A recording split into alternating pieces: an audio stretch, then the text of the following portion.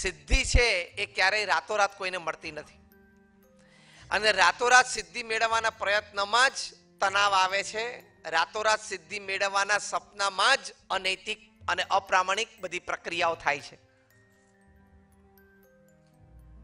તું જેની ઈર્ષા કરે છે કે હું આના જેવો થઈ જાઉં, એ 20 વર્ષે ત્યાં પહોંચ્યો છે, તને હજી અહીંયા 2.5 વર્ષ જ થયા છે મિલન મોલમાં. એ 20 વર્ષથી આ ધંધો કરે છે. એને ઘણી બધી ઉતાર ચઢ જોઈ લીધી છે. તને એમ થાય કે રાતોરાત હું એના જેવો થઈ જાઉં અને આ 2 વસ્તુ આમ ગોઠવી લઉં, 2 વિચાર આમ કરી લઉં, 2 સોદા આમ મારી લઉં, અને પેલા 2 વ્યક્તિને આમ મળી લઉં, અને એનું જે ખોટું છે હું કોકને કહી દઉં, ને પછી હું એનો ધંધો આમ લઈ લઉં. એ બનવાનું નથી. કદાચ બનશે તો નાના પાયે થોડુંક બનશે, મોટું તો બનશે જ નહીં. અને કદાચ મોટું બનશે તો એનાથી વધારે તારી પાસેથી જતું રહેશે. એવું કોક મોટું તારી ઉપર કોક બનાવશે, કારણ કે આ ક્રમ છે કુદરતનો. તે ખોટું ક્યાંકથી લીધું એટલે તારું કોક લઈ જવાનું, એ સિદ્ધાંત છે પૃથ્વી પર. પૃથ્વી ગોળ છે, ગોળ હોય એમાં કોઈ ખૂણો ના હોય, અને ખૂણો ના હોય એટલે તારું ખોટું ક્યાંય સંઘારવા માટે એની પાસે જગ્યા નથી. એટલે પુરુષાર્થ આપણે દરેક કરીએ એમાંથી જ આપણને સિદ્ધિ પ્રાપ્ત થાય છે. ખોટું કરીને કોઈ મોટું થયું નથી અને થશે નહીં. આ સિદ્ધાંત લઈને જજો.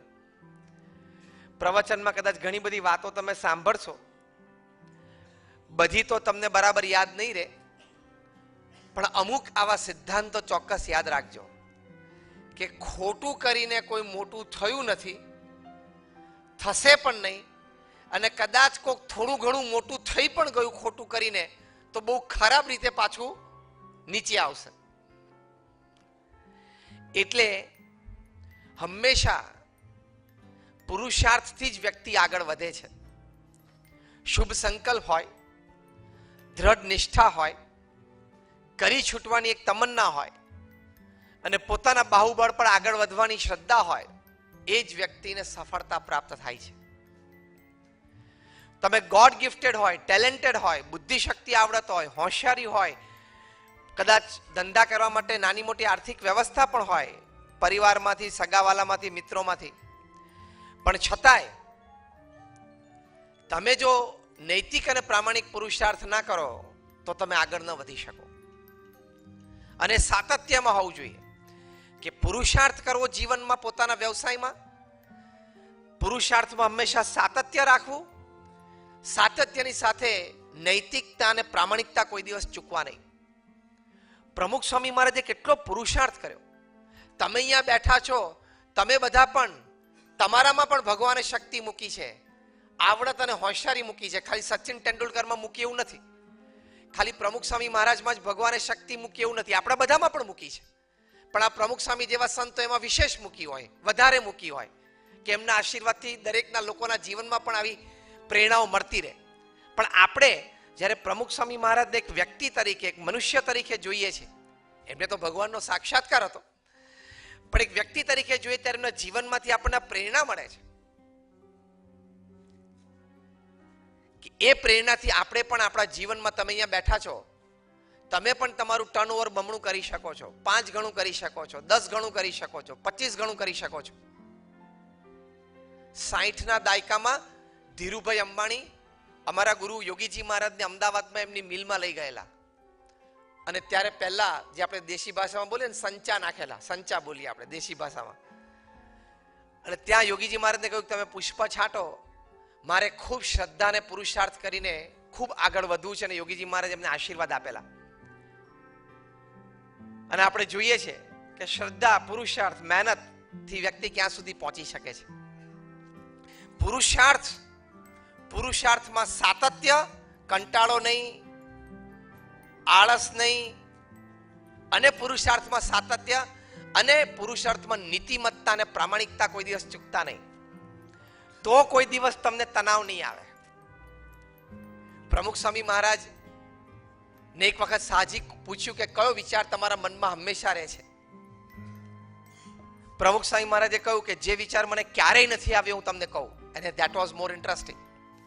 પ્રમુખ સ્વામી મહારાજે કહ્યું કે કોઈનું પણ અહિત થાય ને એવો વિચાર મને જીવનમાં ક્યારેય નથી આવ્યો. આને કોઈ કહેવાય એથિકલ વેલ્યુ. આવી રીતે કામ કરવું જોઈએ. મને ખાસ કહેવામાં આવ્યું છે કે એથિકલ વેલ્યુઝ ઉપર વાત કરજો. સિદ્ધાંત અને નીતિમત્તાથી કામ કરવું એની પર વાત કરજો કે સિદ્ધાંત અને નીતિમત્તા અને પ્રામાણિકતા હંમેશા રાખવા. કોઈનું પણ અહિત થાય એવો વિચાર મને જીવનમાં ક્યારેય નથી આવ્યો. દરેકનું હિત થાય, દરેકનું સારું થાય. પ્રમુખ સ્વામી મહારાજ એમનો જીવન મંત્ર બોલતા જીવ્યા કે બીજાના ભલામાં આપણું ભલું, બીજાના સુખમાં આપણું સુખ, બીજાના આનંદમાં આપણો આનંદ. અને રીતે હમણાં જે કચ્છના ભૂકંપની વાત કરી, તમે બધા સાક્ષી છો. 2001માં કચ્છમાં તારાજી સર્જાયેલી 26 જાન્યુઆરી 2001 સવારે 8:45 વાગે ભૂકંપ આવેલો. પ્રમુખ સ્વામી મહારાજે સંતોને, અમારા કાર્યકર્તાઓને આદેશ આપ્યો એટલે અમે 150 સંતો અને 1500 સ્વયંસેવકો બપોર સાંજ સુધીમાં ત્યાં પહોંચ્યા. 8:45 ભૂકંપ આવ્યો અને બપોરે 12 વાગે ભુજમાં અમારા સ્વામિનારાયણ મંદિરમાં 17,000 લોકો જમ્યા. પ્રમુખ સ્વામી મહારાજે કહ્યું પહેલા રસોડું ચાલુ કરી દો, હમણાં બપોરે 12 વાગે લોકોને ભૂખ લાગશે, જમશે ક્યાં? અને રિપોર્ટ પ્રમુખ સ્વામી મહારાજને મળ્યો. સ્વામી કીધું કે આ રસોડું ચાલુ રાખો. તો આવતા 10 મહિના સુધી અમે રસોડું ચાલુ રાખ્યું. સવાર બપોર સાંજ 3 ટંક થઈને રોજ 10 મહિના સુધી 85,000 લોકો ત્યાં સ્વામિનારાયણ મંદિરે જમતા. કોઈની પાસેથી રૂપિયો લીધો નથી, એક નિસ્વાર્થ સમાજ સેવા. અને તમને આશ્ચર્ય થશે, 26મી જાન્યુઆરીએ ભૂકંપ આવ્યો અને ચોથા જ દિવસે 30મી જાન્યુઆરીએ પ્રમુખ સ્વામી મહારાજે અહીંયા મુંબઈથી 800 ટનનું જહાજ જીવન જરૂરિયાતના મટીરિયલનું મુન્દ્રા પોર્ટ ઉપર મૂકી દીધું. અને અમે 150 સંતો અને 1500 સ્વયંસેવકોએ કચ્છમાં નાના મોટા અને છેક મોરબી અને વાંકાનેર સુધી 509 ગામોમાં 5 જ દિવસમાં આનું વિતરણ કરી દીધું. પછી પુનર્વસન શરૂ થયું. એમાં હમણાં તો એક ગુણાતીત નગર, એક ગામની વાત તમે કરી, એવા અમારી સંસ્થાએ 9 ગામ દત્તક લીધા, 1500 ઘર બાંધી આપ્યા અને લોકોને ફ્રી, પ્રેમથી, રાજી થઈને ભેટમાં એ 1500 ઘર આપી દીધા. બીજી 42 સ્કૂલો એનું સમારકામ કરી આપ્યું. તો કચ્છમાં તો જબરજસ્ત એ વખતે રાહત પ્રવૃત્તિ અને ત્યારબાદ પુનર્વસનની પ્રવૃત્તિ બંને પ્રમુખ સ્વામી મહારાજે કરી. હું એટલા માટે તમને વાત કરું છું કે તમારા કાર્યમાં પણ થોડીક નિસ્વાર્થ ભાવના અન્યને મદદરૂપ થવા માટે રાખવી. એક વસ્તુ સમજી રાખજો, અહીં લખ્યું હશે ને એ કોઈ લઈ નહીં જાય, અને અહીં નહીં લખ્યું હોય ને એ તું લાખ પ્રયત્ન કરીશ ને તોય નહીં આવે. એ સિદ્ધાંત છે. એમાં રાઈટ ઓર રોંગ? 100%. તો પછી ખોટું શું કામ કરે છે તું? તારા નસીબનું તને 100% મળશે, અને તારા નસીબનું નહીં હોય ને એ તું લાખ પ્રયત્ન કરીશ ને તોય તારી પાસે નહીં રહે. ખોટી રીતે અનીતિથી કોકનું જૂટવી લીધું એટલે કે કોકનો ધંધો જૂટવી લીધો, કોકને ક્યાંક ધંધો ચાલતો તો ત્યાંનો ધંધો બંધ થયો, કંઈક પ્રયત્ન કર્યો, ખોટી રીતે આગુ પાછું કર્યું, એ વસ્તુ લાંબી ટકતી નથી. હવે સોશિયલ મીડિયાનો જમાનો છે, ઓપન માર્કેટ છે, એટલે ઓનલી ક્વોલિટી સ્ટેન્ડ્સ. તમારા પ્રોડક્ટમાં પણ ક્વોલિટી જોઈએ, તમારા વ્યવહારમાં પણ ક્વોલિટી જોઈએ, તમારા આચરણમાં પણ ક્વોલિટી જોઈએ, તમારી પૈસાની લેણ દેણમાં પણ ક્વોલિટી જોઈએ.